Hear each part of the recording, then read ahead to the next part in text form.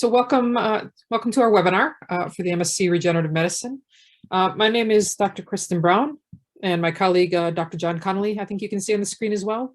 We are the joint course directors. You want to say hi quickly? So we're going to give you a little bit of a talk about the program today, and then we'll be really happy to take questions. If you think of questions as we're speaking, feel free to put them in the chat, or you can wait till the end and ask us. I do want to remind you that the session is being recorded, so you're very welcome to speak, but just be aware that we will have a voice recording of you then. Okay, so the format of today's webinar, I'm going to do a quick overview of the program, and then Dr. Connolly is going to discuss some of the exciting research that we have going on at Queen Mary, just to give you a sense of what we have to offer. And then we'll try to leave the bulk of the time to be able to address any questions that you have. So first of all, what is regenerative medicine? There are a lot of different definitions out there, but this is one that we particularly like. And it is the use of cellular or biological components to regenerate damaged tissues or organs. And the interesting thing about regenerative medicine as a field of study is that it brings together different fields. It's cross-disciplinary. So it brings together stem cell biology, biomaterials and tissue engineering, and clinical medicine. And this is the same at Queen Mary. So one of the strengths of Queen Mary is that we're able to bring together those three fields. We have a strong engineering department. We have really strong basic biology research, and we sit right next to the Royal London Hospital and are part of the very well-regarded medical school. So we have colleagues who are clinicians. So just to kind of break this down a little bit further, we offer, I have a lot of colleagues who have strengths in different aspects of fundamental research on stem cell biology. So things like epigenetic regulation of stem cells. We also have clinical colleagues who spend part of their time doing research and part of the time treating patients, and that's very beneficial for translational research, taking the research into the patients. And I think a great example of this was one of our colleagues, Professor Passy, developed gene therapy for hemophilia A. So he basically was able to develop a cure by doing gene therapy for patients with hemophilia A. And we do a lot of gene modification studies as part of this program as well. And finally, we have this program is offered collaboratively with the School of Engineering, and some of the things that they're very strong in are developing next generation engineered tissues, which Dr. Connolly will talk about a little bit more in a few minutes. You can see we have very nice facilities as well. So this is in our School of Engineering, and this is in the Blizzard Institute. These are the labs looking down from above. The program is based in the Blizzard Institute. So the MSc Regenerative Medicine is a full-time one-year program. It is interdisciplinary, and it's delivered as a collaboration between the Faculty of Medicine and Dentistry and the School of Engineering and Materials Science. The program design is that there are 8 taught modules, and each of those modules are 15 credits, so that makes up 120 total credits. And then there's a final dissertation research project, which is worth 60 credits. And I'll go through each of these modules in the next few slides. So we start the course in September. We start with induction week, and then in late September, the students start 4 modules, and each of those modules are worth 15 credits, and they sit those modules until just before Christmas break. So that's 12 weeks in total. So the modules in semester 1 or term 1 are molecular and cellular basis of regeneration, which is led by Dr. Cleo Bishop, stem cell and developmental biology, which is led by myself and Dr. Branco, research skills and methodology, which is led by Dr. Daniele Bergamaschi, and advanced tissue engineering and regenerative medicine, which is led by Dr. Tina Chowdhury. So that takes you up through about Christmas. During the semester 1, we do have quite a few coursework activities, so you get opportunities to develop your writing skills and your oral presentation skills. And then when we come to January, we have the January examination period, where we have the final exams for these modules that are offered during semester 1. So then moving forward in late January, students, we enter semester 2 or term 2, and students are able to choose 4 of 5 elective modules. Again, each of these modules are 15 credits, so we're doing a total of 60 credits in semester 2. And the students have a choice of ethics and regulatory affairs, which is led by Professors Lee and Tanner, biomaterials and regenerative medicine, which is led by my colleague, Dr. Connolly, who's here today, tissue-specific stem cells, which is led by Dr. Matthew Cayley, induced pluripotent stem cells and genome engineering, which is led by Dr. Jürgen Groot, and neurodegenerative disease, which is led by Dr. Ping Yip. And I should mention that some of these modules, so these bottom three, for example, are shared with students in the MSc Neuroscience. So our students get the chance to meet not only colleagues studying the MSc Regenerative Medicine, but also take a number of modules with students on the MSc Neuroscience. So that's creates some nice chemistry and nice opportunities. So then following the semester 2 exams, we move on to the final research project, which is, I think, most people's favorite part of the year. The research project is 60 credits in total, and it is 12 weeks in the lab. And how this works is that once we see the number of students that we have on the course, we send out a call for projects in October or in September, October, and we get a list of projects from our supervisors. And the really important thing about this is that the projects are a little bit refreshed every year, depending on what's current in the lab. So the work is very much at the cutting edge of what's going on in the supervisors' labs. We then distribute that list of project descriptions, and students have the opportunity to read the descriptions, and we encourage them to meet the supervisors during term 1 and submit a list of their top preferred projects, usually the top 5 projects. And then we assign the projects early in term 2. And basically what our system is that we try to get as many students one of their top choices as we can. So we don't base it on grades or anything like that. We just try to give students one of their top choices out of the 5 that they've indicated. In total, we usually offer somewhere between 20 and 30 projects. So the students are generally get one of their top selections. Students then begin their work in labs in early May, and they basically join those teams, become full-time members of the team, joining in group meetings, working very closely with PhD students and postdocs, full-time for 12 weeks, and then they have their final write-up and oral presentation, which are due in late August. So we wanted to provide you with some examples of research projects. One thing we always get a lot of positive reinforcement about is the quality of our research projects from our external examiners. And in fact, the data that I've shown on this slide are some FEX data and some immunofluorescence data, which were generated by some of our previous students. So just a few examples of research projects kind of showing out the breadth that we offer is genome-edited stem cell models for severe obesity, 3D printing of vascularized human skin equivalents, which I believe was from Dr. Connolly's lab, cerebral organoids from living patients as a model to study brain circuitry disruption in aging and Alzheimer's disease. So as you can imagine, regenerative medicine very much links into concepts of aging and neurodegeneration. So we do have some overlap there in our teaching with the neuroscience program. And then finally, offered by our School of Engineering, there was a project entitled ECM Production in Next Generation Bioreactors for Tissue Engineering. Okay, so what are our teaching plans? I'm going to try to quickly summarize here, and then we'll be happy to take questions. So our teaching and learning will be delivered via mixed mode education. So what does that mean? So the one thing I want to reassure you is that we have been on campus for this entire academic year, and we certainly expect that to continue for the upcoming academic year, unless the pandemic throws us some huge curveball that we're not expecting. So what do we mean by mixed mode education? So our education occurs via a mix of on-campus activities. So these include lectures, discussions, student presentations. Our teaching on campus is very interactive. It's not a large program, so we do expect our students to engage and interact and challenge us and ask us questions, and we do the same in return.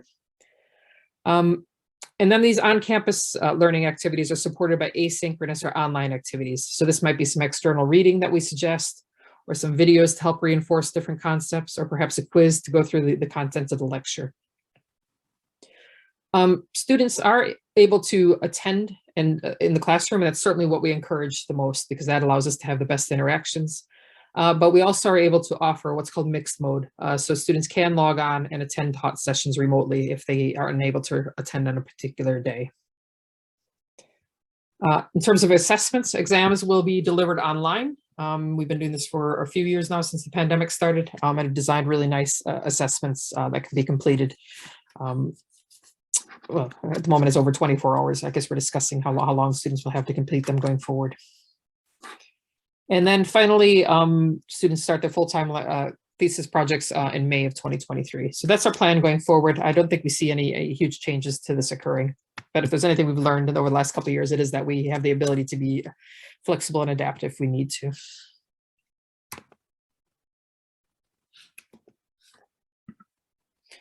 Okay, just a little bit of feedback from external examiners. For those of you who are based in the UK, you may know this. The UK programs, in terms of quality assurance, all have external examiners from other universities. So we've had an examiner named Professor Nichols from the University of Cambridge, who commented the course was extremely well balanced with an excellent, well designed with an excellent balance. And one of our current external examiners is Dr. Stavridis from the University of Dundee, who said this is a popular program with a good balance of knowledge across disciplines. This was during the pandemic. He said this was a challenging year for everyone, yet it was clear that the students were well looked after. And that's something we are really proud of. Every student who comes in our program has an academic advisor, and our academic advisors only have a few students to look after, so they get to know our students really well across the year and support them and give them advice about their future directions and help write letters of reference and all those types of things. It's not the type of program where a student could get lost. We're very well looked after. So what do our students do after the MSc? We have a large number of students now who've progressed to PhDs. So that's both in the UK and now at a plethora of international universities. We also have students who've gone on to become research assistants and then sometimes progress to PhDs or sometimes continue to work in the lab in more of a supportive role. We have students who've gone to industry, both smaller biotech and larger pharmaceutical companies. We have about 10% of our graduates who have progressed on to medical school. So that was quite often people use this as a springboard, and then they would like to try to go to medical school afterwards. Some students have progressed to careers in science publishing, teaching, and a variety of other associated careers where you need the science background, but you aren't necessarily at the bench doing research anymore and taking it in a different direction. I just met with a former student today, actually, who's doing recruitment. He absolutely loves it, kind of science recruitment, meeting with CEOs of companies on a regular basis. There's very good support provided by the university and by our team. We have an alumni network of about 60 alumni from the course, based all around the world. And Queen Mary has a careers and enterprise unit that supports students not only when they're here, but for 2 years after they graduate. And in the summer term, we arrange careers webinars, workshops for our students so that they can meet people who've taken some of these different paths, including some alumni. In fact, I'm just organizing that right now for a few weeks from now. Okay, so that is the close of my talk. Here are some beautiful views of the Blizzard Institute where the program is based. So our office is right about there. This is what the Blizzard looks like at night. And this is not a hedgehog. In fact, it is meant to be the neuron pod. It's called the neuron pod. It's where we have some meetings. So we look very much forward to you joining the program. But first of all, I'm going to pass off to Dr. Connolly, who's going to tell you a little bit about some of the research at Queen Mary. Let me just stop sharing.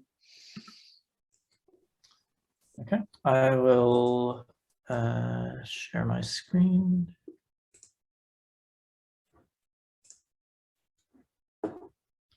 Okay, great. So yeah, I just wanted to highlight a few of the recent research activities related to regenerative medicine at Queen Mary to kind of give you a flavor of what's going on here and what the faculty who are teaching on the course are involved in. So all of the kind of topics that I'll be highlighting or projects I'll be highlighting are carried out by researchers who both teach on the course but also host project students. So these are actually things, research topics that you could get involved in for your thesis project. So there's a huge emphasis in regenerative medicine in the area of induced pluripotent stem cells. So for those of you who may not be familiar with these are cells from the body, somatic cells, that get reprogrammed to a pluripotent state, so similar to embryonic stem cells. And then they're able to differentiate into basically any tissue in the body and any cell type in the body. And so while a lot of research has been focused on trying to use these therapeutically to repair diseased or damaged tissues, there's also a huge amount of research using these as platforms for disease modeling and drug development. And so to just give you an example of some of the research in this area going on within Queen Mary, I want to highlight the work of Dr. Young Yao Lin, who's based here in the Blizzard Institute. And so he's been developing recently a stem cell-based model of muscular dystrophy. And so basically what they do is to take skin cells from DMD or Duchenne muscular dystrophy patients, and they reprogram them back to this pluripotent state, so these induced pluripotent stem cells. And then what they do is to also use CRISPR-Cas9 genome editing to correct the mutation. And so then what they have is a pair of cell lines that are mimicking the disease and also ones that have been corrected. And then they can take these cells through a muscle differentiation program and generate muscle cells that reflect either the disease or ones that have been corrected. And they can use these to study disease mechanisms, but also for discovering new therapeutic targets. And just to give you a little bit of an example of what they've been doing. So for example, they can see that in the muscle cells where the muscular dystrophy mutation has been corrected, they regain expression of important myogenic markers. But even more importantly, they can also see that these cells are more functional. So when they stimulate them with an agonist, they can get these cells to contract, and they can show that the corrected cells have a stronger contraction. So they're not just expressing the right markers, but they're also functional. And then in addition to this, what Dr. Yao's group or Dr. Lin's group has done is to carry out further molecular profiling using RNA-seq to look at the specific genes and pathways and use this to try to identify drug targets. And what they've shown through this approach is that they can find small molecule drugs, such as this SB compound, which can have the same effect as the genetic correction. So they can restore expression of key muscle markers, and even more importantly, they can restore that contractile function. And so this was a really nice study showing the power of pluripotent stem cell technology and gene editing to identify disease mechanisms and therapeutic targets. And it was recently published in Science Advances last year. So in addition to stem cell-based models, there's also a real strength in cancer research at Queen Mary. And we have one of the Cancer Research UK centers called the Barts Cancer Institute. And one of the main strengths of cancer research within Queen Mary is in the field of cancer stem cells. And so I'm not sure if you're familiar with this concept, but it's basically the idea that there is a stem cell-like cell within a tumor that is specifically responsible for creation and regeneration of that tumor. And oftentimes these cancer stem cells are resistant to therapy.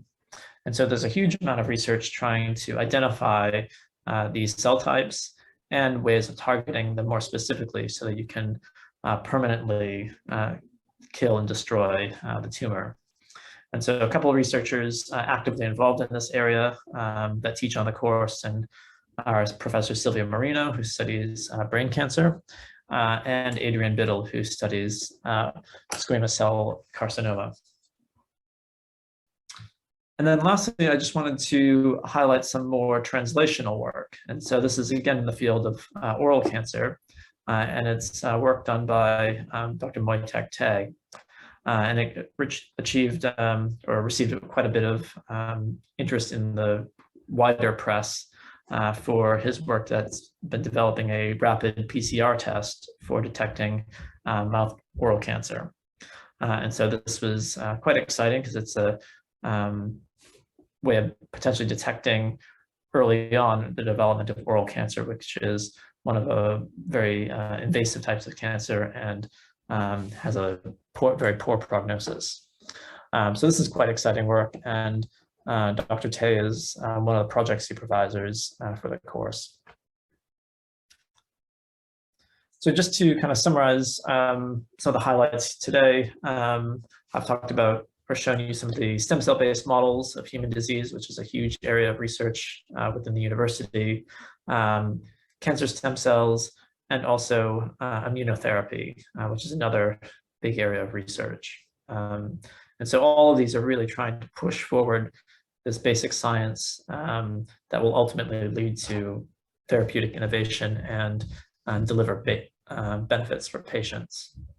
And so hopefully you can see how the field of regenerative medicine fits in with this, and is quite exciting. So that's all I have for kind of research highlights. It was a bit of a whistle-stop tour, but hopefully that gives you a flavor of the sorts of work going on here at Queen Mary. So should we open it back up to questions? Yes, I just wanted to add one thing. The last paper that you spoke about with the oral cancers, actually one of our MSc students was an author in that paper from the work that she did in her project. I remember it was a really nice project. She was a medical student who was with us for a year doing the master's and then went back to medicine. Great. So we're happy to take questions either in the chat, or I think people can raise their hand and speak. So we're happy to take questions on anything either related to the course administration or the projects. All right, so first question. Oh, sorry, I don't know if you can see the question. How many people are normally on the course? So this varies a little bit. Typically it's kind of around the 20 students mark. Some years it's a little bit bigger, and some years it's a little bit smaller. The past couple of years it's been a bit smaller than that, kind of more around the 15 to 18 mark, but I think probably a lot of that's been due to the pandemic. So, but probably on average, it's kind of around the 20 to low 20 students per year. Of course, it's important to remember that the modules are often shared with other programs, so you will be interacting with students in engineering, but also on the neuroscience program. I guess just adding to that, kind of building on the question you asked, Holly, the students also come from a variety of backgrounds, which I think is one of the nicest things about the program. So we accept students, the majority I would say have biomedical sciences backgrounds, but we also have some who have done bioengineering degrees. We have medical doctors, often from other countries, who come to study with us. And we take intercalating medical students who take a year out of their studies and then join us for a year. And they can be from Barts or from external medical schools in the UK.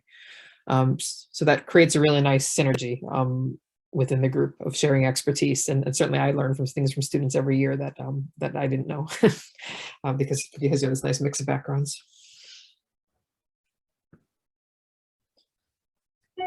Do you get lab sessions for the modules in the first semester, or is it mainly lectures? Do you want to take that one, John? Sure. So most of the research experience from the course will come from the thesis project. And there you'll be working in the labs pretty much full time during the last 3 months. So we don't do too much in terms of lab practicals during the taught components. There are a few sessions. So there's typically one in the first semester that's kind of a basic research techniques. So you can see the lab. Maybe people who haven't had research experience before can get a little bit of hands-on experience, but it's usually just a sort of taster. And then in the second semester, we do a couple practicals for the biomaterials module. But again, that's usually just one session for the module, and it's yeah, just to give people an idea of the type of research that's being done, types of techniques that are being used. But by far the most research training and laboratory experience will be through the research project. You probably learn more in your first 2 days in the lab than you would in any number of practicals. So that's really the key laboratory training experience.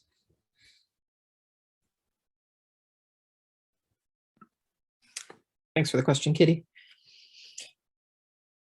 Yeah, I agree. I think it's we have discussed this over the years. We do a qPCR practical in the first semester, but I think the students that on our programs really get to use use the very most cutting edge equipment for their actual projects. So for example, Dr. Connolly, his lab looks after a 3D printer, and we have a student now who's working on a project that involves 3D printing. And I think that experience of working with the real medical equipment and having one-to-one training on how to use that equipment properly, it's just such an impactful learning experience, and it's hard to replicate that as kind of part of a cookie cutter lab that I'm sure most of you have done in your undergrads. Swati said, will the projects are given to us in the first semester? So I can take this one. So we call for projects in the first semester, and we have the supervisors send us a title and a short description. And then we will send them out to students in October so they can look at all the projects. They can go and meet with the supervisors. And then we assign the projects in the beginning of January, but students don't start working in those labs until May. And so they're in the labs working from May until August. So that's the process that we use.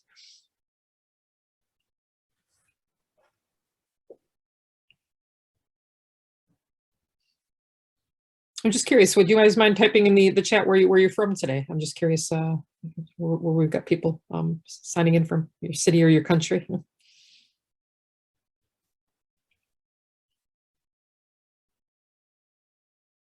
Norwich, Dubai, London. Good. Mexico. London. Yeah, so this is pretty representative of, I think one of the things, even though it's not a large course, Queen Mary is a very international university, and we always have a nice mix of students from around the world. Even amazingly, through the pandemic, we've managed to maintain that. So I think it's a really nice opportunity to kind of grow as a person, kind of beyond the masters, and meet people from very different different backgrounds to yourself. Is there any chance of, sorry, go ahead. As I said, there's another question. Is there a chance of publishing the paper we worked on during our project? So I think, yes, definitely there's a chance of publishing and being an author on a paper. It's most likely that if you generate some nice data and carry out a nice set of studies, that will be part of a larger paper. So maybe something that a postdoc or a PhD student is working on, and that would be a subsection of it. So you'd probably be a co-author on that paper. I think we did have one student a couple of years ago who did get a first author paper from his master's project, but I think that was an exceptional circumstance. But I think the most likely scenario is that you do a bit of work and that contributes to a larger study. And that was the case that Dr. Brown was mentioning with the PCR test for the oral cancer. One of the students there was a co-author. But no, it's a very good question.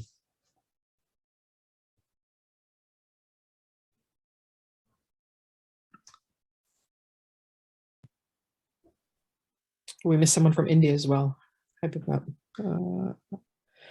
just to clarify, research projects are individual. So yes, they're individual in that there's only one student working on that particular project. So it's not like the supervisor puts in one project and then we put 5 students on that project. Each project is intended to be for one student. That being said, the project will probably be within the supervisor's lab working with a student or postdoc. And that student or postdoc or the PhD student, I mean, would provide all the necessary training, and it might be a part of a larger project, but the thesis project itself will be self-contained and individual. Does that answer your question?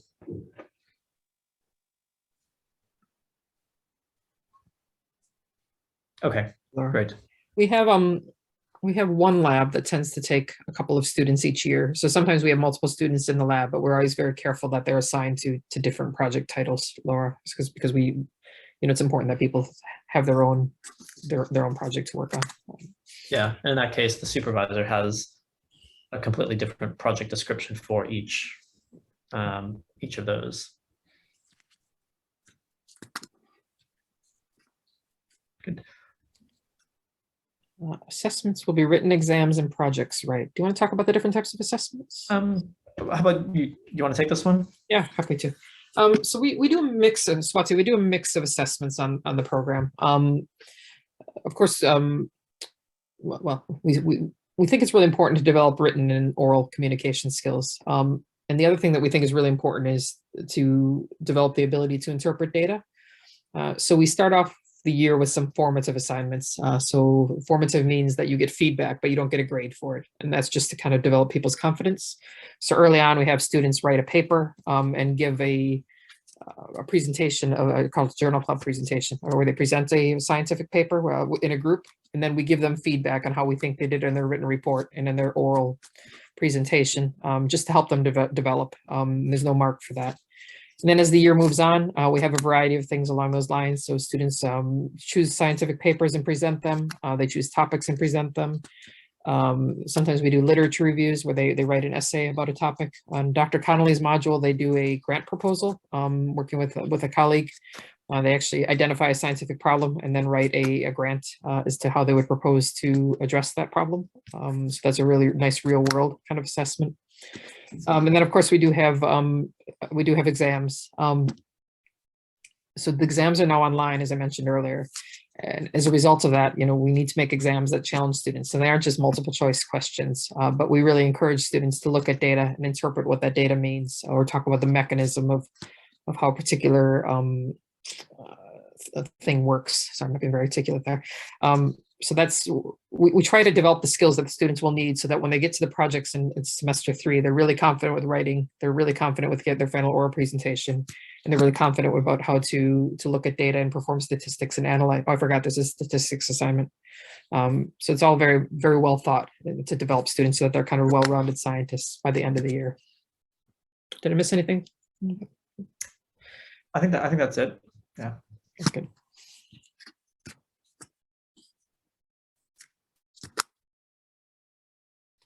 Do we have to study a certain topic before the course starts? So I would say for that, no. So I think Dr. Brown mentioned earlier that it is a very multidisciplinary course, and we have students from all sorts of different backgrounds. So this can include biomedical sciences, or from engineering and physical sciences and chemistry, or coming from clinical backgrounds. So we had a number of medical students and dentists on the program. And all of them have done well and are able to keep up with the material and pass the course. I think the one thing I would say is, if you are coming from a more physical sciences background, or possibly a clinical background and haven't had some of the cell and molecular biology in a while, you may want to brush up on that. There's probably no need to do any reading, but it might be worth getting yourself a basic cell and molecular biology textbook to have as a reference. So if there is something that you encounter as you in the first or second semester that you're not familiar with, you've got a reference or a source to go and brush up on that.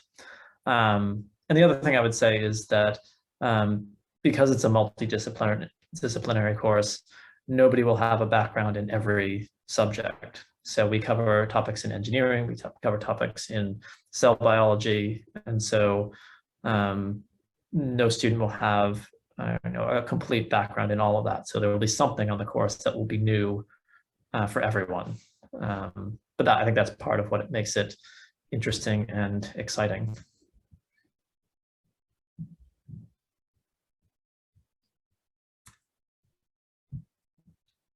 Great. So we're just at 3:35 now. Are there any maybe final questions that people want to get in, or things that you may have thought of as we've been going along? We've got a few more minutes to answer any final questions that you might have.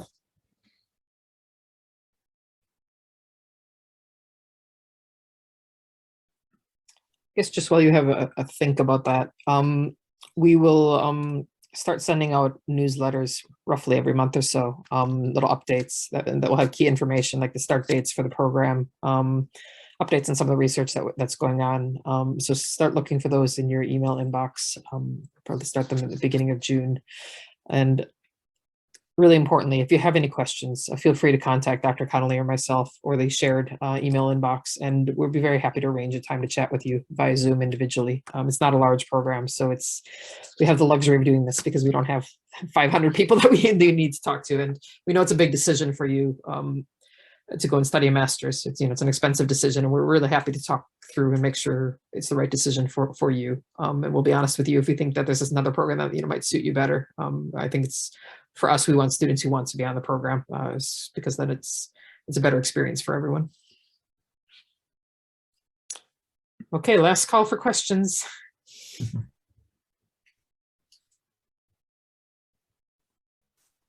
Looks like we've answered everything. Yeah, I think we've. Oh yeah, there's a link there to the course website. Yeah, that's fantastic. Great.